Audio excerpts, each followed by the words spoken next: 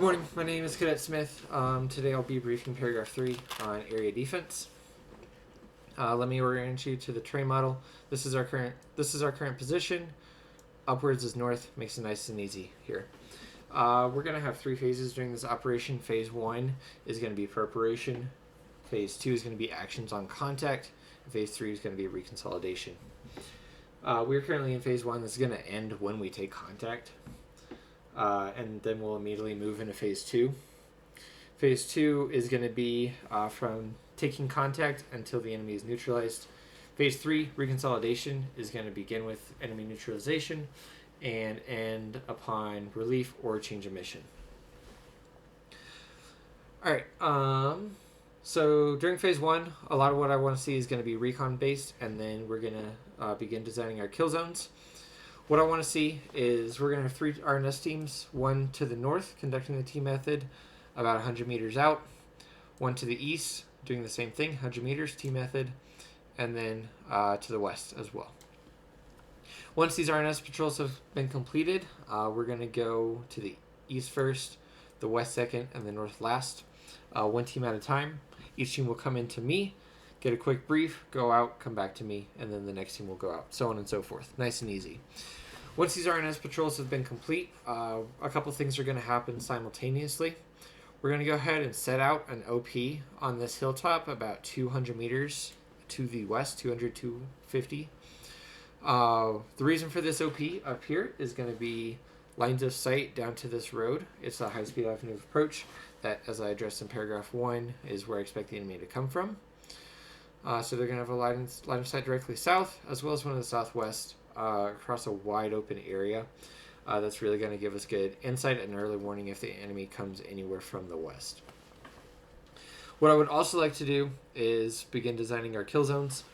So this is going to be kill zone 1 based on avenue of approach 1, and this is going to be kill zone 2 based on avenue of approach 2. What I want to do to design these kill zones, kill zone 1, I want a claymore placed to the north, and I'll get into this here on this next slide. So I want this claymore placed to the north of the kill zone, facing pretty much directly south. We're also going to look for any big brush that could hide the enemy as they move closer within 100 meters, and we want to do what we can to knock that down. So any big bushes, as you've seen throughout the training area, stuff like that. If there's any fallen over trees, we want to definitely keep those in place and make a note of them and go ahead and get distance and directions on that for our guns. We're also going to pre-plan fires towards kill zone 1 at target Alpha Bravo 001. The grid is 13 Sierra Echo Delta 1111 1111. Make it nice and easy. To the southwest is going to be our kill zone 2. Same sort of preparation. We're not going to place the claymore since we only have 1, and this is their least likely avenue of approach of the 2 that I've decided upon. So again, we're just going to do the same thing, clearing sectors of fire for our gun, as well as knocking down any brush that could give the enemy concealment. We'll also plan a pre-planned target at Alpha Bravo 0002, and I'll get into the purpose of these fires here shortly. During this phase, we are also going to begin preparation for our composition, how I want you guys distributed throughout this area. So to the north in Sector Canada is going to be the security element minus the SAW and Grenadier that went out to the observation post out this way. In Sector Braves, we're going to begin with Assault 1, where the Claymore wire comes in. That's going to be controlled by Assault 1's Alpha Team Leader upon my command. And Assault 1 is going to go until just past Assault 2. So I want your Alpha Team here, I want Gun 1 here, and then I want your Bravo Team here in this section right here. Once their section ends, I do want Assault 2. I want your SAW right here on the verge of Sector Braves and Sector Dodgers. I want your SAW right in this area. That way it's easily flexible. And this is going to begin your squad. So we're going to have your SAW, we're going to have your Alpha team and then your Bravo team right here with Gun 2 in the middle of them. Alright, this concludes Phase 1. I do want to move now into Phase 2, which is Actions on Contact. Focusing first on Avenue of Approach 1, followed by Avenue of Approach 2.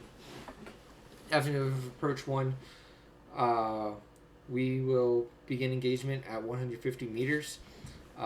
That engagement will only be with M4s. We don't want to give away our gun positions quite yet. If the enemy approaches within 100 meters at this point, that is when we're going to go ahead and detonate this Claymore. Get that on the kill zone. And then Assault 1, I do want your SAW opening up.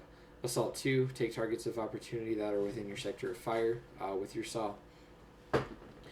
But I do not want Gun 1 to engage just yet. If we become decisively engaged, the enemy is taking up strong fighting positions and is decisively engaging our line. At that point, Gun 1, you're going to begin opening fire. That way, we know that this is the engagement that we're facing, so we don't expose you too early to a probing attack or something like that.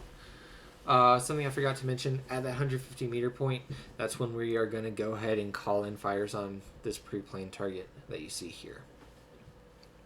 And that is 6 rounds of HE. Moving on to Avenue of Approach 2, very much the same idea. Once they're within 150 meters, M4s are going to engage, and we're going to call in fires on Alpha Bravo 002. This is where it becomes a little bit more complex, so please make sure you guys are paying attention. Upon initiation of these fires, Assault 1, your SAW is going to swing over into Sector Dodgers, take a firing position just to the north of Gun 2. These fires will help keep their head down as well as shape them into either our kill zone or an open danger area, upon which case we can put heavy fires on them right here.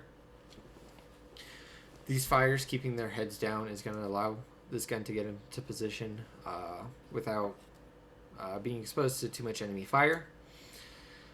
Once you're set, again, we're going to be looking at the same 100-meter engagement criteria for Assault 1 and Assault 2 SAWs. Assault 2, again, you're taking targets of opportunity within your sectors of fire. Again, when the enemy is decisively engaged and is completely engaging us, that's when Gun 2 you'll open up. In the event that we take contact from the north in Sector Canada, we're going to move our SAWs. First, Assault 1 will move their SAW in place, and Assault 2 will move their SAW in place, taking firing positions on the right and left-hand limits, respectively, of objective or Sector Canada. Once the enemy is suppressed from these SAWs, that's when we're going to go ahead and turn Gun 1 up into Objective Canada or Sector Canada. That way, this gun team can move under suppression, so that way they can get up there quickly. Once this gun team has been in place on Sector Canada, Assault 1, I want your SAW to drop back and cover Sector Graves. That way we have a machine gun still on that sector. That concludes the end of Phase 2. Moving on into Phase 3, again, beginning with enemy neutralization. Once the enemy has been neutralized, we're going to pull Alpha Team from Sector Canada, so from Security Squad. You're going to come meet me in the middle. I want 3 of your guys. And you're going to meet me in the middle. We're going to talk about how many enemy we saw. And you're going to go out either the 9 o'clock or the 3 o'clock apex, respectively. So if we were engaged in a Sector Braves, you'll go out the 3.